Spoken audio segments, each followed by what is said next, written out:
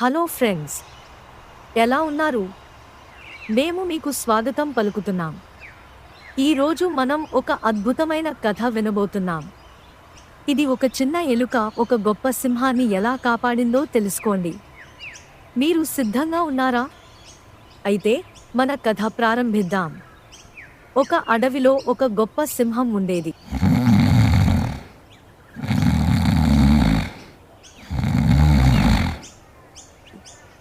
ఒకరోజు మధ్యాహ్నం అది కునుకు తీస్తూ ఉంది. ఒక చిన్న ఎలుక పక్కన ఉన్న చెట్టు పైన ఆడుకుంటుంది.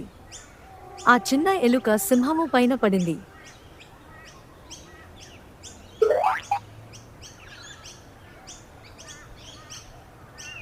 Oh no! సింహం ఉలిక్కిపడి వెంటనే సింహానికి మేలుకో రావడంతో కిసకిసా పరిగెడుతున్న ఎలుకని సింహము పట్టుకుంది. అల్పాహారముగా బాగానే ఉంటుందన్న ఉద్దేశంతో ఆ ఎలుకను నోట్లో పెట్టుకోబోయింది. ఎలుక భయపడిపోయింది.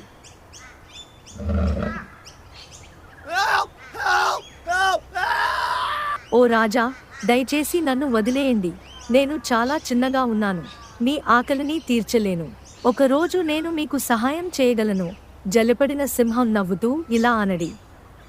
నువ్వు నాకు ఎలా సహాయం చేస్తావు? వెళ్ళు. కొద్ది రోజుల తరువాత సింహం కోసం వేటగాళ్లు వల్ల వేసి ఎదురు చూస్తున్నారు.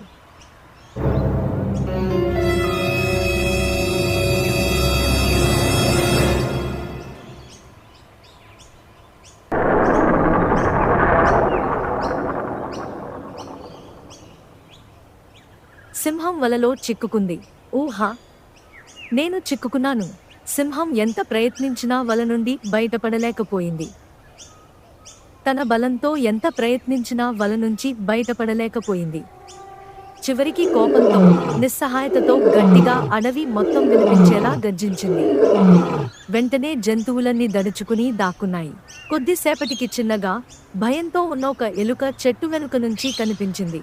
మెల్లిగా సింహం దగ్గరికి వచ్చిన ఎలుక, సింహం పరిస్థితి చూసి వెంటనే ఎలుక తన దంతాలతో ఆ వలను చిన్న చిన్నగా కొరకడం మొదలుపెట్టింది.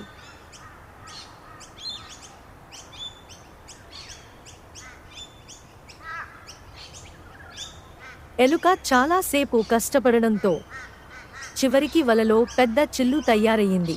వెంటనే సింహం వలలోంచి బయటపడింది. ఎలుక వైపు కృతజ్ఞతతో తిరిగి, చాలా ధన్యవాదాలు చిన్న ఎలుక. నువ్వు నా ప్రాణాలు కాపాడావు. నాకు సంతోషం రాజా అని ఎలుక అని అక్కడ నుండి వెళ్ళిపోయింది. సింహం తన మనసులో ఇలా అనుకుంది. ఈ చిన్న ఎలుక నాకు ఏమీ పనికి వస్తుంది అనుకున్నాను. ఈరోజు నా ప్రాణాలు కాపాడింది.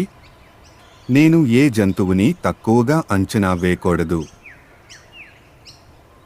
సింహం ఎలుక చిన్నదని తక్కువగా అంచనా వేసింది. కానీ చిన్న ఎలుక సింహం ప్రాణాలను కాపాడింది. ఈ కథ నుండి మనం నేర్చుకునే నీతి ఏమిటంటే, ఎవరినీ తక్కువగా అంచనా వేయకూడదు. ఎప్పుడైనా ఎవరైనా సహాయం చేయగలరు. ఈ యానిమేషన్ మీకు నచ్చిందని ఆశిస్తున్నాము. మరింత సరదా కథల కోసం మా ఛానల్ను సబ్స్క్రైబ్ చేసుకోండి.